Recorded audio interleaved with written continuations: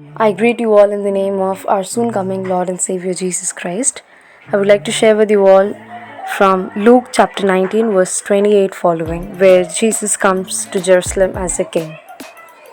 We all know when kings or royal authorities travel, they prefer traveling in horses or chariots or some royal vehicle. But Jesus chooses to travel on a donkey. जब हमसे कोई पूछता है कि तुम्हारा favourite animal क्या है या कौन सा है, तो हम बोलते हैं कि कुत्ता या बिल्ली या घोड़ा या हाथी, ऐसे कोई एनिमल्स के नाम हम लेते हैं. पर यहाँ यीशु मसीह एक गधे को चुन रहा है. And donkey is a least bothered animal. हमने कभी सोचा भी नहीं होगा कि यीशु मसीह एक डोंकी को चुनेगा.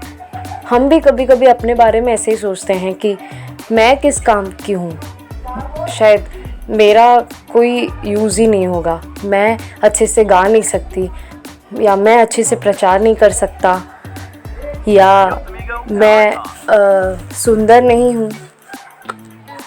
ऐसे बहुत सारे नेगेटिव ख्याल हमारे अंदर आते हैं. बहुत सारे इन्फीरियर कॉम्प्लेक्स हमारे अंदर होगा. बट आज मैं आप लोगों को अश्योर करना चाहती हूँ कि परमेश्वर आपके कैपेबिलिटी से ज़्यादा आपकी अवेलेबिलिटी और विलिंगनेस चाहता है. He looks at how willing you are, not how capable you are. You are capable only when you are in the hands of God. आप तब केपेबल होते हैं जब आप परमेश्वर के हाथों में हैं या जब वो आपको इस्तेमाल करता है. दूसरी बात यह है कि यीशु मसीह चेलों से कहते हैं, you have to bring that donkey which no one has ever ridden.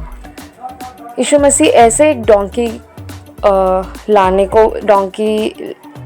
को चाहते हैं जिसमें किसी ने पहले सवार नहीं किया हो. जब हम इंसानों से कुछ कहते हैं, if we are asked for a responsibility, अगर हमसे किसी ने कहा कि तुम किसी को या कोई चीज़ को सिलेक्ट करो, तो हम सबसे बेस्ट करने की कोशिश करते हैं.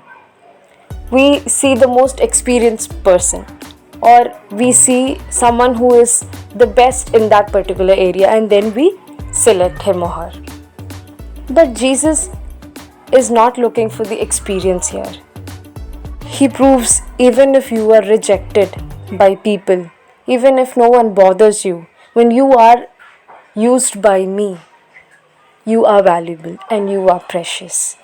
This evening I wanted to assure all of you, आप सबको मैं उत्साहित करना चाहती हूँ कि जब प्रभु आपको इस्तेमाल करेगा, you are no more the old person.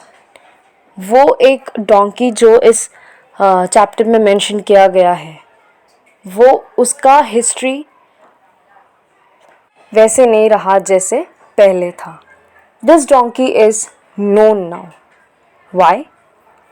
Because this donkey is used by God.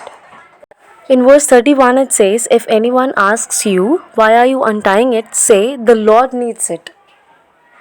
हमें इंसानों की कदर करने की ज़रूरत नहीं है कि हमें उनको हमारी ज़रूरत है या नहीं, पर परमेश्वर हमसे कहते हैं कि he needs us.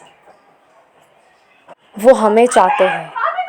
He needs our availability, he needs our willingness to surrender and to give our lives into his hands so that he can use us and we can be precious in his hands and be useful to expand his kingdom.